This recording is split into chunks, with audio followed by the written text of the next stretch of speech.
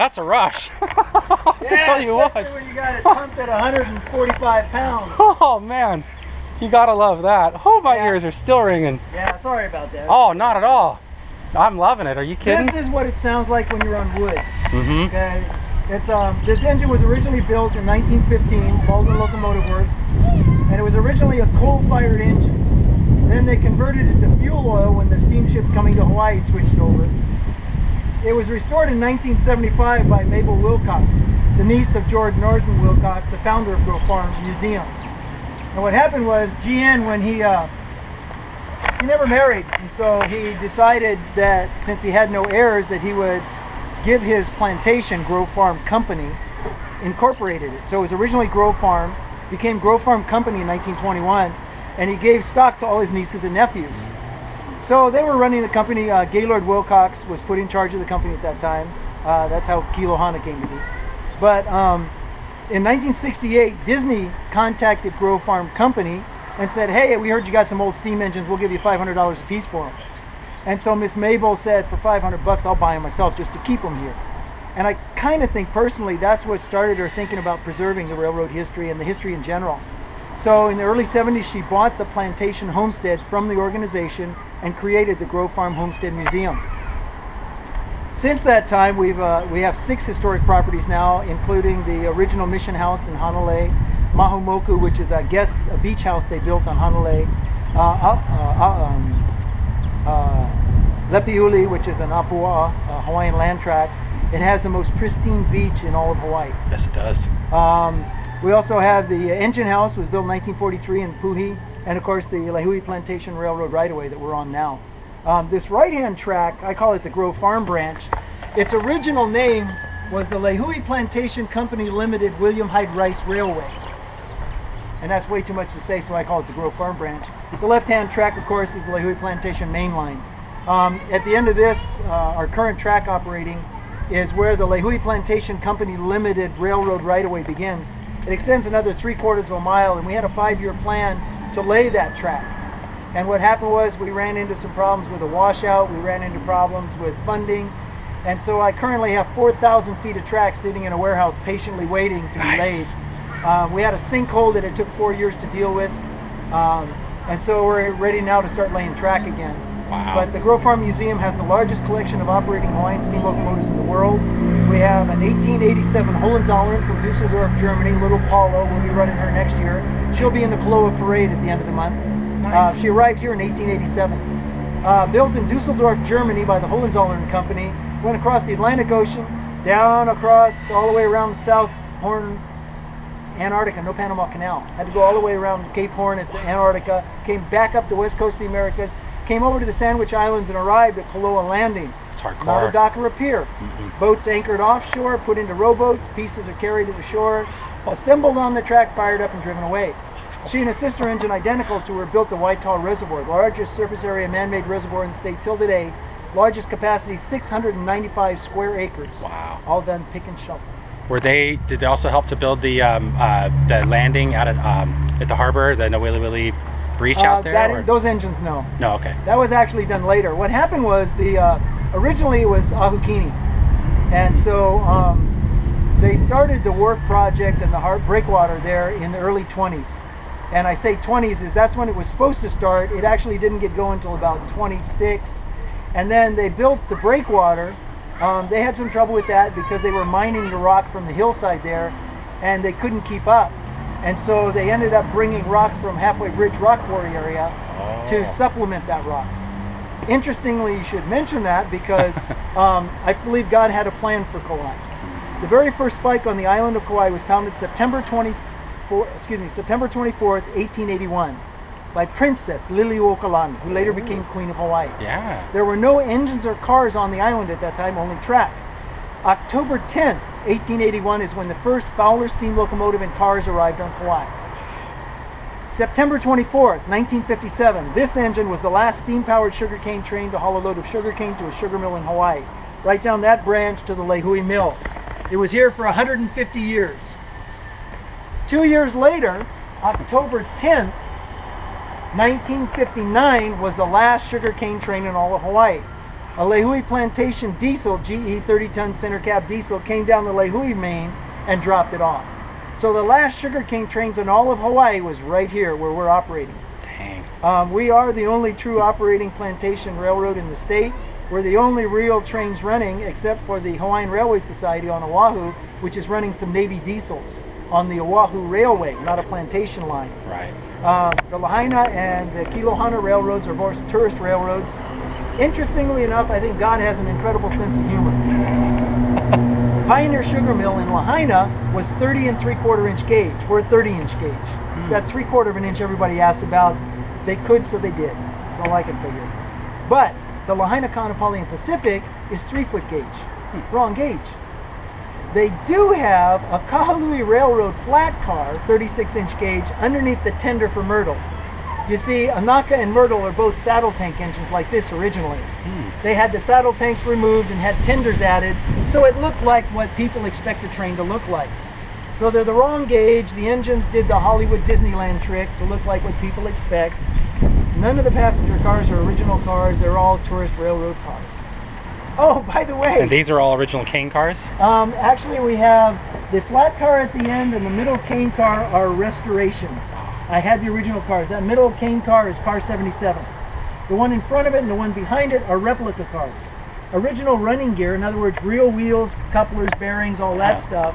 But all of the wood was gone. They're replicas because I didn't have the original car to rebuild. Oh. So yeah, so we've got half our train is original, half of it is replica. Looks pretty good. Yeah. Well, I built it the same way they always did. There you go. Interestingly enough, the Kilohana Railroad, the only thing Hawaiian there is, aside from Pepe's sweat, of course, is the fact that the passenger cars are built on 35-foot frames that came from Alaska that were originally 30-foot Army box cars that had the tops cut up and the frames sent to Alaska, where it became the first container train in the country. Wow. Worked so well they started making regular container trains, and of course they cover the country now. Right. So the box cars that got cut off, they went to Alaska, came back to Kauai to be the frames for they were stretched to 35 foot, by the way. So that's why I said I think God has an incredible sense of humor. Because the two tourist railroads everybody knows about are the wrong gauge. The engines oh yeah, I forgot to tell you, the two steam locomotives, they're real steam engines, but they were line pit engines. And the Kilohana 25-ton diesel came from a lime operation on the mainland. So whereas here you've got traditional wood burning, now could it burn coal? Well, this engine was not traditionally wood burning. This was originally a coal-fired engine when it was built. Then it was converted to fuel oil. Now we're running it on shipping pallets.